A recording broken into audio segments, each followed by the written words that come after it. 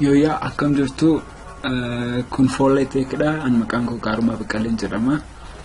Ana faana Folletek irratti softweerii Maple jedhamu yookaan applicationii Maple jedhamu wajjin baranna.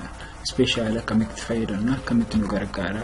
Softweericha erga computer keenya irratti fayyadamnee kaanii hojii maal dalaga kan jedhu akkamitti immoo waan basics isaarra kaanee kan barbaachisu wanta tokko hojii ilaallaa jechuudha. Maple softweeriin hojii herreegaa salphisuudhaaf softweerota yookaan applicationota build ta'an keessaa tokkodha. Jechuun herreegonni yeroo tokko gaafa hojjennu waraqaa baay'ee gaafatan harkaan hojjetaniif xumuruusaa baay'ee dadhabsiisu ta'antu jira. Herreegota calculationii keessatti jechuun herreeguma salphaadhaa kaasee haga herreegota calculaasii keessatti dizaayiniiwwan garaagaraa gaafa hojjennu equationota garaagaraa gaafa derivate goonu gaafa analyze goonu waraqaa irratti hojjennee kan solve goonu kaniif immoo solution furmaata isaa kaniif immoo herreegicha sana proof goonee waan barbaannu sana bira ga'uuf deemnu yeroo nuuf fudhata baay'ee immoo dadhabsiisaadha. Kanaaf programming yookaan immoo application kana like calculator ta'e calculator waan salphaadha. Kun immoo waan baay'ee complex ta'e dalaguudhaaf hojii salphisuudhaaf kan hojjetamedha jechuudha.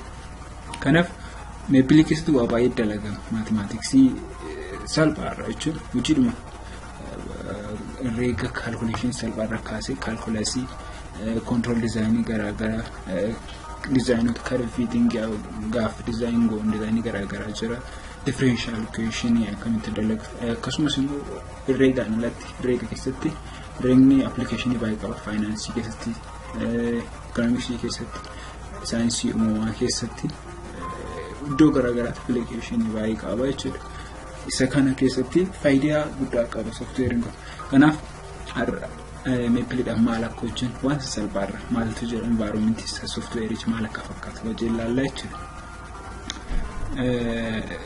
Kun gaafa jalqaba applicationii isaan computer kana irratti fe'atanii bantan wanta akkasii jira. New document, worksheet, help, getting start, what's new, programming, connectivity wantoota jedhan kan of keessaa qaba. Kanaaf isaan kana irratti kilik gootanii maal akka ta'an tokko isaa dubbisuu information achirraa argachuu dandeessu. Garuu beeksisa hojii irratti hojjetamu gaafa hojii eegallu maaltu jira jalqaba asirraa kaan bukkee kanarra kan jirtu maalidha. Create new document jettu kana click goona jechuudha.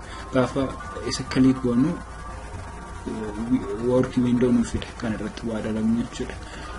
Hojii Mapleedhaan hojjennu hojii garaagaraa dalaguu dandeenya. Hojiiwwan irratti hojjennu kanaaf window kan nu fida jechuudha. Window kanarratti waa lama hojjechuu dandeenya. Tokko as qixa kanatti yoo argitu ta'e text kan jedhu jira, matrix kan jedhu jira. Fakkeenyaaf jechoota garaagaraa yaada barreeffamoota garaagaraa jechuun mata duree ta'uu danda'a. Wantoota hojjennu sana ibsu barreessuu soo barbaanne kan itti gargaaramnu tekstii tuqneetu achi booda foontii isaa guddifachuu dandeenya. Fakkeenyaaf wanti saayizii isaa 64 goonee foontii taayipiin jira. Times New Roman kan jira. Askisa taayipii barbaanne barreessuu dandeenya. Tekstii irra goonee jira. Wanti askisa koodii barreessuudhaaf wantoota garaagaraa formaati print goonee waraqaa faqaa baafannu noras allaanaan isa center godhamee fakkeenyaaf akkasiin barreessu kutaa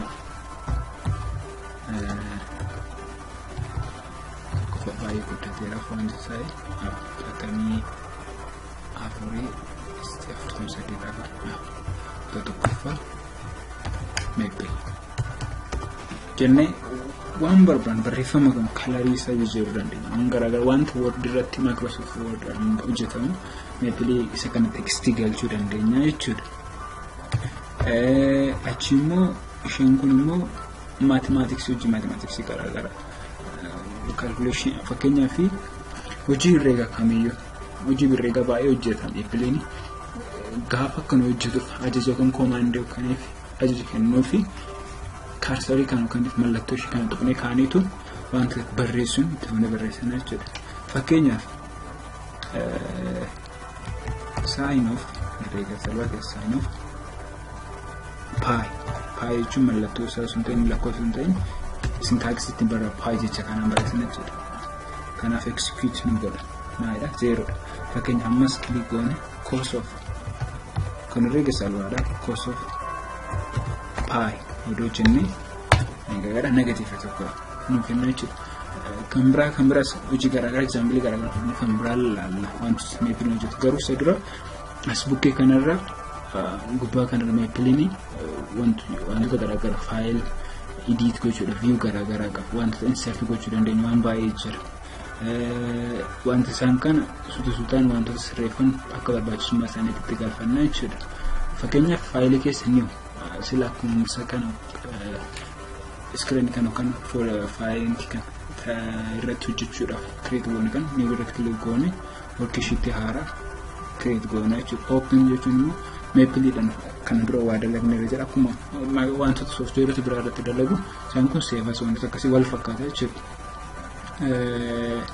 As keessa help keessa meeppil helping jira. Yeroo kami wanta asirratti hojjennu wanta nu rakkise kamiifiyyuu as keessatti search goone waa isaa hubachuu dandeenya jechuudha.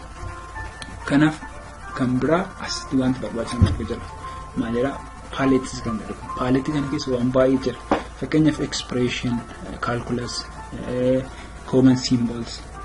Fakkeenyaaf asirratti wanti nu barreessuu barbaannu yeroo tokko fakkeenyaaf expression keessa mallattoo integration kan keenya barreessuu barbaanna. Fakkeenyaaf integration of function fakkeenyaaf integration of sign sochuu barbaanne integration of sin x akkasii palette kan gargaaramne barreessuu dandeenya. Achi